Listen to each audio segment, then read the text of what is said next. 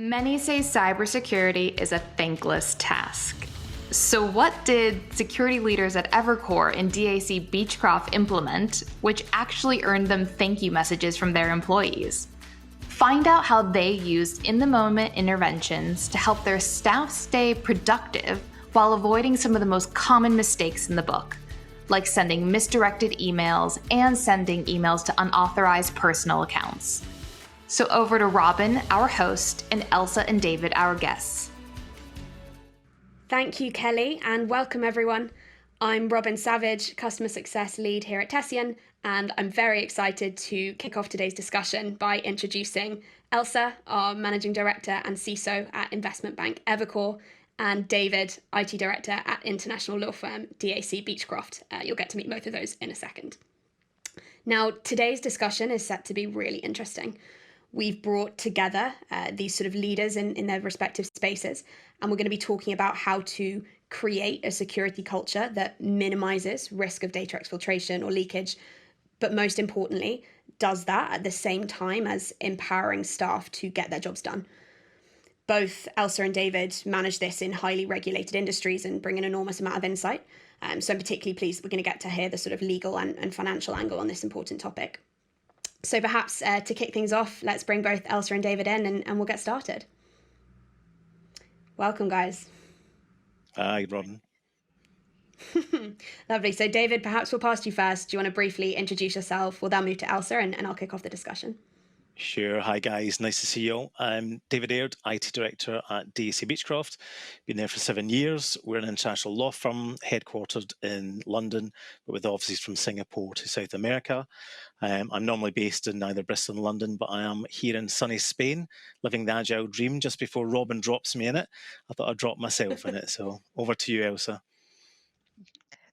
Hi, everyone. I'm very pleased to be here and excited to have this discussion. Elsa Ferriera, as Robyn mentioned, I'm Evercore's Chief Information Security Officer and a Managing Director. Evercore is an investment bank headquartered in New York, but with offices throughout Europe and Asia as well. Fantastic. Thanks so much for joining us both. Both David and Elsa coming from respective businesses who collaborate with Tessian. So we love working with you guys and I'm sure the feeling's mutual. Absolutely. Quite right too, but didn't pay you to say that. Right, so as a final reminder before we get started, for everyone dialed in and listening today, we are running a Q&A alongside, so you'll see the widget in the corner of your screen, and please do keep all sorts of questions coming. We'll be sure to follow up with everyone individually, so we'd love to hear your thoughts and ideas as the panel goes on. Right, let's get straight to it then. So David, perhaps I'll start off with you. This is obviously a very important topic. What I would love to know more about is, in your world, what are the sort of main challenges you face with reinforcing security sort of user behaviors and keeping those emails in a sort of secure environment? Yeah, I think for us, one of the sort of insights I would share is, everyone's busy in the modern world, but, no one's busier than lawyers. They're, they're financially incentivized and they're paid by the unit. Every 6 minutes they do your recording time. So time is so precious, as it is to everyone, but particularly for lawyers.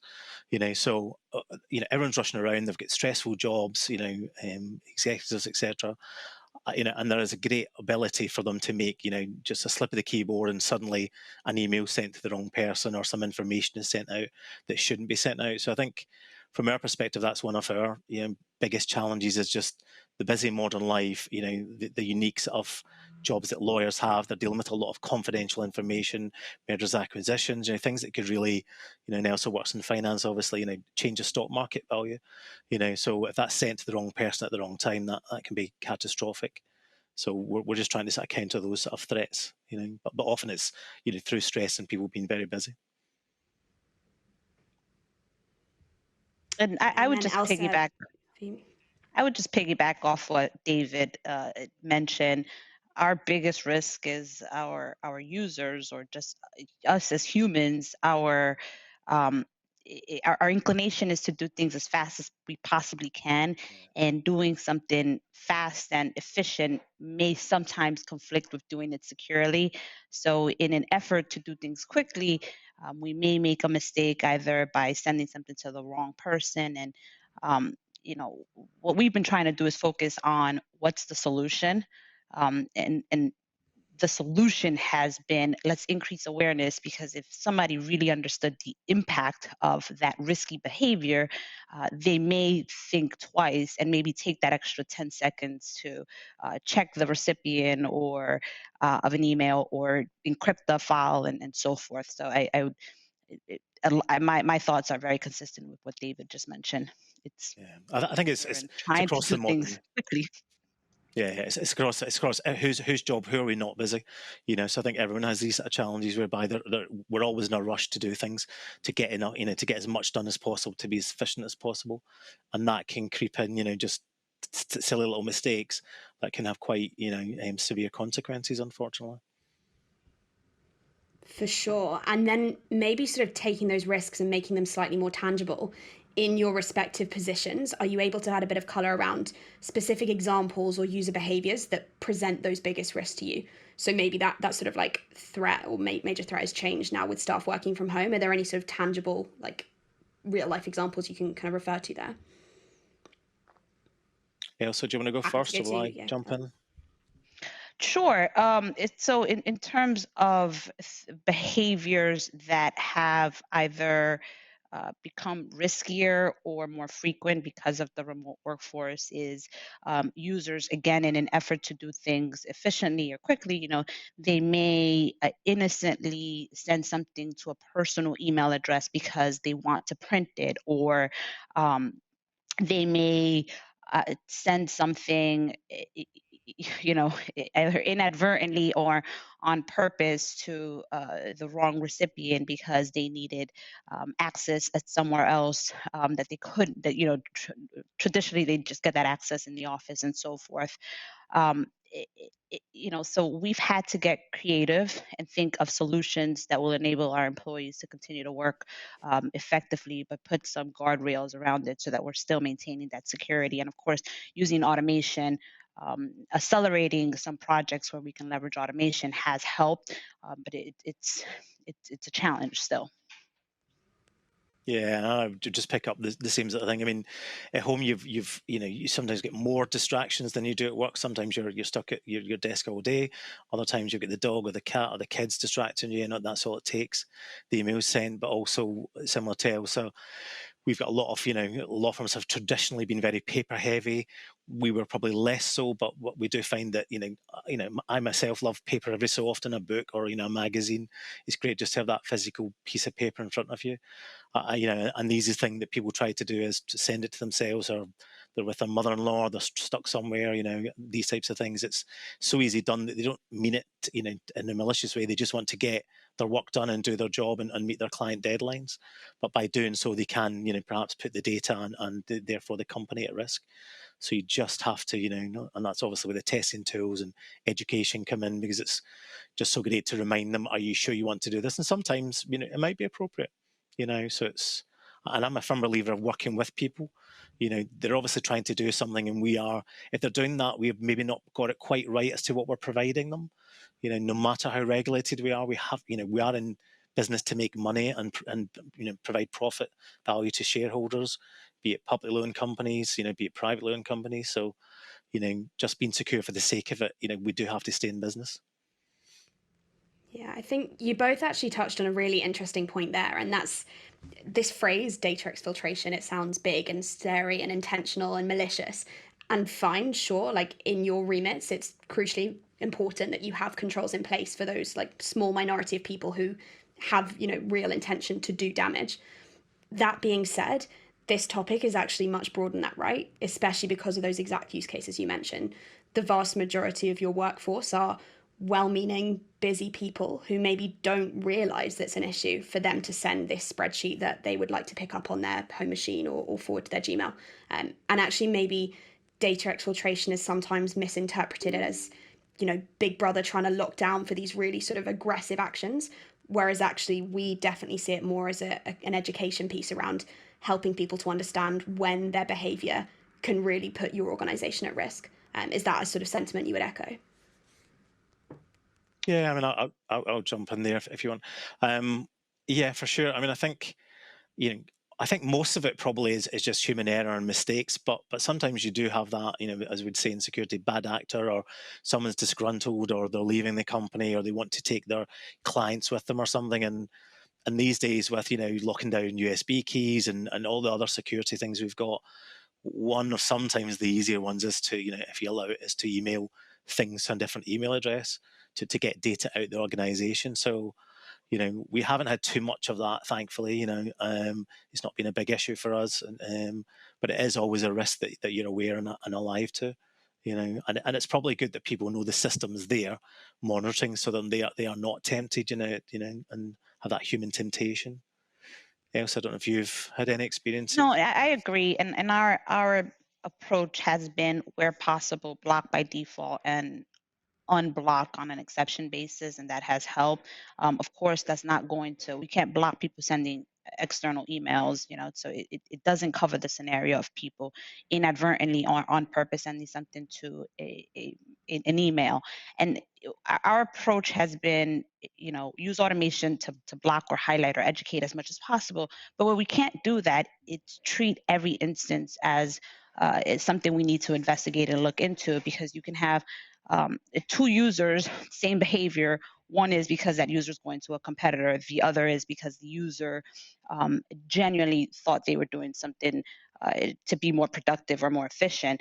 And then you also have the flip side of the same user today is doing something innocently, but then 2 weeks later, that same user may be doing it for other malicious or purposes. And I would say, like David, I don't think we have an issue with that, but it is something we're vigilant to, and we treat every event as if it's something that we need to look into. I mean, interestingly, Elsa, your block can be warm by default, and I think we don't have any private clients, but I hear from other law firms that have private clients that it would be almost impossible for them to block, sort of every email that goes to Google or to Hotmail or something.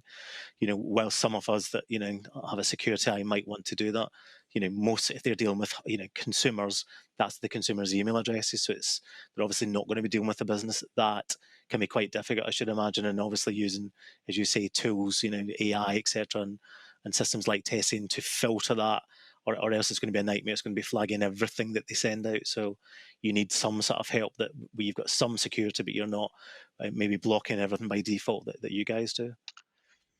Right. We use a combination of, for instance, we're going to block USB, we're going to block printing from certain locations or certain devices. But I do agree, blocking outgoing email would be very, very challenging in our environment. So we leverage automation with Tessian or warning um, by building custom rules, or again leveraging some of the functionality that Tessian has. To alleviate that or reduce the Yeah, likelihood of something yeah, happening. But yeah, I agree. Blocking outgoing email would be very, very challenging in our environment.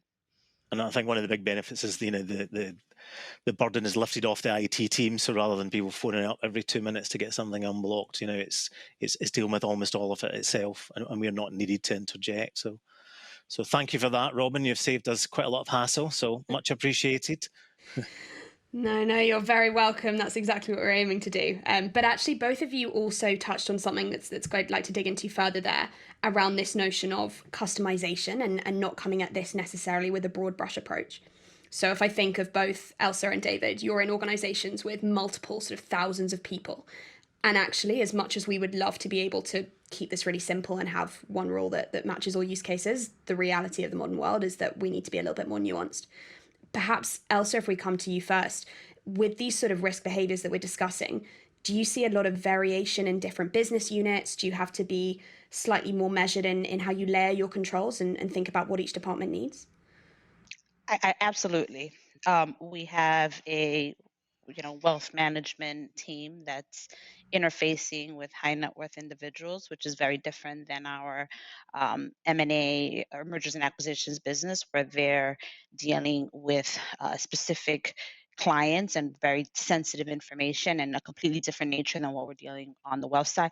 Then we have a trading and a research business. So in all those instances, we have to be thoughtful, measured in terms of any custom rules that we build, so that we don't, in an effort to be so secure, we impact their ability to get work done. So because I think we have almost every Tessian platform that it has been provided, we've been able to leverage the different functionality to create rules that really address the specific risks for each of those units, which are very, very different. And in some cases, we need to be able to install rules across our internal businesses as well. So we've been able to use Tessian and internal rules to manage that risk as well. Yeah, David, and do you find that experience is comparable in, well, your law firm and then more broadly as well? Yeah, I mean, we don't have the sort of diverse units and different touch points that Elsa has, but we have people. When it comes down to it, one size does not fit all. One of our big sales to our clients is that we offer bespoke solutions, one client at a time, and we really mean that. And I think with security, you have to be like that as well. So it's there's probably less security risk around a paralegal that perhaps doesn't have access to the M&A information than, say, a senior partner who would. And that's not to say that either would be malicious or anything like that, but even just a mistake, the issues that would come out of it and the consequences would be far worse, for a partner, probably the information that they handle compared to someone that's more junior. So it's just about it being appropriate for the risk level and the time, rather than, I think maybe 5-10 years ago in security, we just put security on everything to the same standard. And I think you do have to, lock up your crown jewels, and obviously Elsa and law firms like ourselves have a lot of those, but not everything, needs that level of security. So it's about what's appropriate at the time and for the situation and the people. That's a great point, David. That's a great point. It's an analogy I've heard. We have assets in the organization. A device is an asset. You're going to treat, if you think about vulnerability management, you're going to treat an asset that has access to the internet different than you would that is very bespoke internal to your organization. The level of controls would be different. Same thing at the user level. You're going to treat somebody that has more pervasive system admin rights or more access to sensitive data, in a different way than you would treat somebody who has limited email internet access or limited access to sensitive data. That's a great point. Yeah. I mean, we do that with the email. We monitor some of our mailboxes more than others, more likely the senior people, just in case someone's trying to impersonate them and all those sort of things, rather than doing it for everyone. And everything obviously comes at a cost. You can have the highest level of everything, but again, go back to my initial point. We're in the business of making money, so we can't spend, contrary to what Robyn might like, we can't spend every penny on Tessian and all the security tools out there, much as you might like. We have to keep a little bit back for the shareholders and the profit. So. But you promised, gosh. Oh, Well, no, I think we can be pretty reasonable on that one. Do you have it in writing? No, I think both of you are touching on so many things that we at Tessian just do have to live and breathe every day, right? Like, fine, as a security leader, it would be lovely to just shut down email. Probably wouldn't have a job if we did that, right? So it's about putting appropriate balances in place that give people the flexibility to do their job and continue to keep organizations in business at the same time as giving a level of protection and control to stop, those more dangerous instances from happening. If we shut down email, we'd certainly have a life. We might not have much of a job, but we would certainly have a life back. That would be good. Sure would, right? Oh, God, you heard it here first. I'm not sure that was what the purpose of today's panel was meant to be. What I would love to actually know a bit more about then is we've discussed the issue, right? And the fact that the issue exists. What I would love to hear a bit more about, both in your world, David, and also in yours, Elsa, is tangibly, what are the sort of controls that you have then put into place in order to prevent these situations happening? So we mentioned in the introduction a little bit more about in-the-moment training and pop-ups. Perhaps, David, could you speak a bit more to how DAC Beachcroft have currently structured that and what's worked really nicely? Yeah, sure. So we've got a really good risk team that manage our governance and risk within the business. So we've worked really closely with them. In fact, I know that the account team at Tessian, in fact, I've seen emails again today, or on the email to them almost every other day, and you guys are always open to changes to products and new enhancements. But between the three of us, between IT and security and the risk team and Tessian and our other suppliers for that matter, we're very alive to making use of new features and new things. For example, we've tailored all the messages, with thanks to our risk team, and Enforcer, with regards to Tessian. We also give them training. We spot if people are a repeat offender, so we don't block, but we warn them, and then we might have a look at what data has left, and most of the time, obviously, it's perfectly reasonable things. Just it might be a false positive. We'll then follow up training, or we might speak to the individual, etc. As we would in any for security things, we do a lot of phishing attacks, internally and that type of thing, and then you often find, or we're often finding, it's often the same repeat offender, and probably not someone just been slacked. Maybe they're too busy. Going back to one of the other points, so just maybe saying, well, just watch what you're doing, watch the workload, etc., and just managing the human element of it, I think, is the most important thing. Yeah, definitely. And you touch on an interesting point there, actually, Elsa. I'll definitely come to you next. But I think we're very familiar and comfortable with the notion of training on inbound, right? Like you referenced these phishing simulations, they're pretty bread and butter. Every organization just has it as a sort of checkbox, regardless if that's necessarily the best way to go about things. But now that we think about the sort of outbound piece and this different type of risk, it's like data leaking to places we wouldn't want it. Yep. Actually starting to think about this as a training exercise, and in the moment reminding people and telling them, actually, this is something that really could cause us quite a lot of issues, is a new way of thinking about user training and enablement. Perhaps, Elsa, you guys also have quite descriptive warning messages in place, don't you? Could you speak a bit more about how people have adapted to that as well? I would say very positively. I think this was the first security platform that we deployed across the organization where I personally received several thank yous from users who would have unintentionally sent a file or an email to the wrong person if it weren't for some of the pop-ups that we put in place, or that we're leveraging some of the functionality within Tessian to highlight that. So we went even further by creating custom pop-ups when things weren't necessarily just being sent to the wrong recipient, but we saw something in the email that we wanted to highlight to the user and have them confirm, are you sure you really want to do this? And in those cases, we've also, I've received a couple calls like, thank you for this. This was great.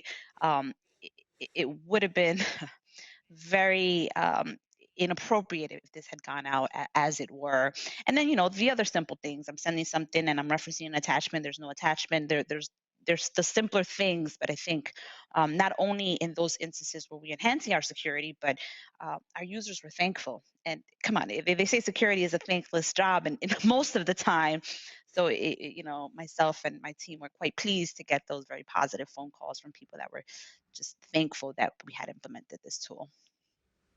I would just come on the back of Elsa's comments, Robyn, and just say, when it comes down to it, I'm not a particular sportsman these days or anything, but they talk about you have to do a habit, or something, whatever it is, however many times, thousands of times before it becomes a habit. Elsa and I could put people in a course every other week and they would still forget some of this stuff. But when you've got it in the moment, it's very non-interruptive. It's just a tiny little box saying, well, hold on, are you sure? You can click yes immediately because you know what you're doing, or you can pause for thought. But you're just getting that message through to them in a really accessible and easy, non-interruptive, and a very efficient way as well when it comes down to it. Time efficient as well. And we're always time poor, so it's yet another benefit. Completely. And I relate to that on a personal level too, right? You can think about this topic and remove yourself from the security environment and think how many things anyone in their day-to-day job is trying to remember and retain in order to get done. You can put them through training every single week if you want to, but the likelihood that actually that specific information is going to arise right at the point when you need them to make the right decision, it's a 50-50 gamble, and I would probably bet that most people don't want to be on the wrong side of that. So yes, super. It's just human nature. It's just human nature. Yeah. I agree. Take security off. Just we are all in a haste to do things, and in that view of let's get this as much done as quick as possible, we may make a mistake. Yeah.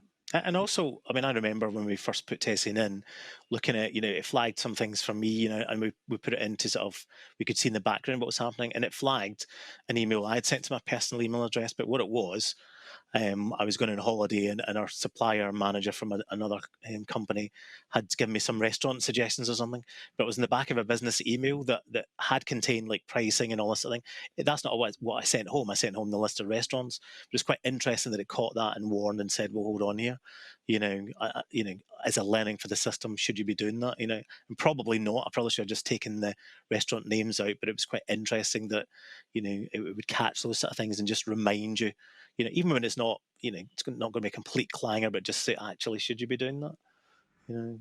Yeah. No, I think it's so interesting, and it's a learning process, right? Like even you in your position, not necessarily knowing where you should have been doing something. What Yeah. I would love to hear more about, especially in your sort of positions, is when we think about this as a risk area, like there's no doubt that you have seen the value of Tessian, but in your positions, you're having to go into these executive sessions, you're having to report to the board on why it is that putting these measures in place has been a positive change. What are the clearest ways you've been able to articulate that sort of long-term behavior change, or any sort of like specific ways that you frame it so that it's most understandable? I can Perhaps start Elsa, we'll come to you first. couple. Yep, a couple of different ways. Over time, you can show that, the number of things that would have been sent um, out unintentionally if Tessian hadn't highlighted that, or you can show over time how the results of a phishing campaign, we do monthly phishing campaigns, and you can show over time that with education, we're increasing user awareness and the failure rate is better, or is decreasing. I don't think any company is going to say that they're ever going to get to a complete zero. Nobody's going to fail. That's not realistic. You can show trends over time. You can also show the amount of times that we had a warning that a user actively had to action that warning, and I think I would say over time we should be able to produce some metrics, or key performance indicators to highlight, hey, here's some true value, and here's how we're reducing risk by having all these other measures in place. Yeah, I mean, And just to David, come yeah. on the back of that, I mean, without doing Tessian's job of selling the tool, there's an advert in the UK which you'll know, Robyn, for a certain paint brand, and their slogan is "does what it says in the tin," and that's what I refer to you guys, because of all the systems I've ever bought, it just, a bit like Robyn getting Elsa getting the pats in the back from the business.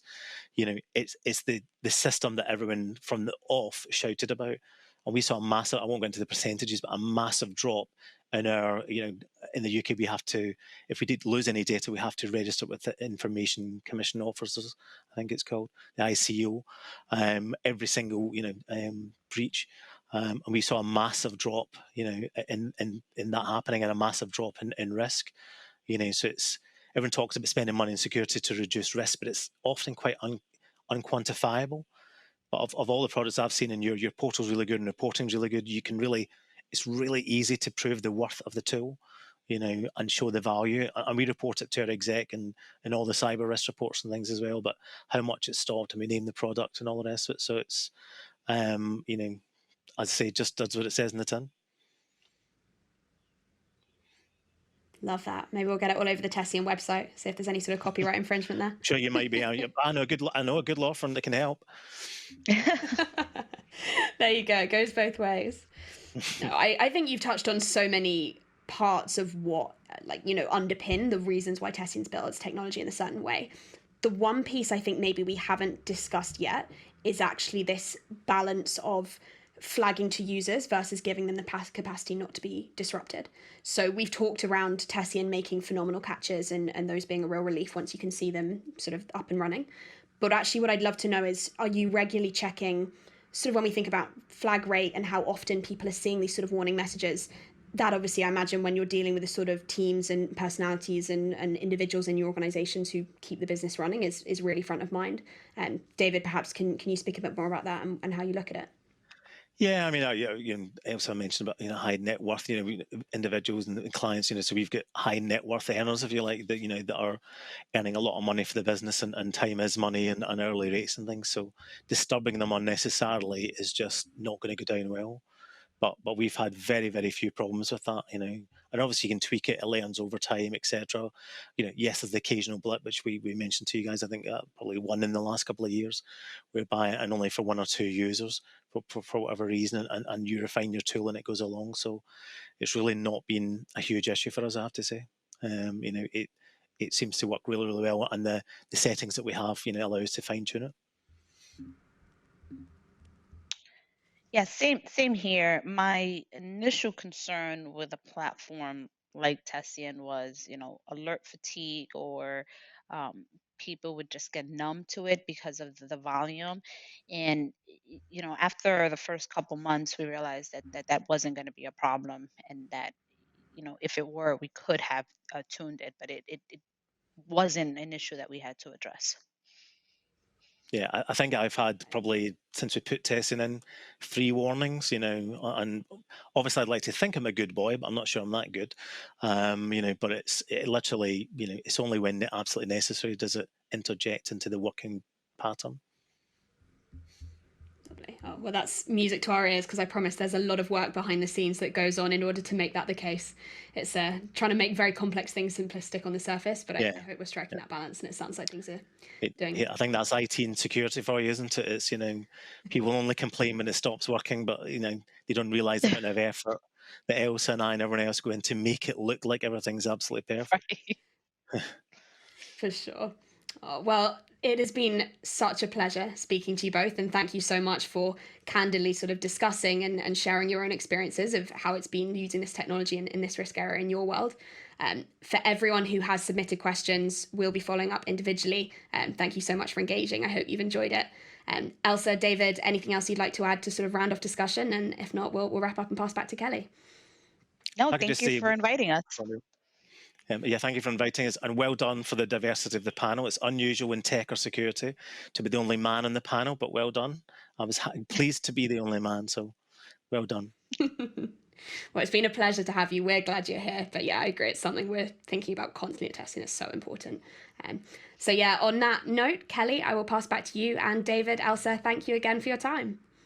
Thank you. Thanks, guys, for watching.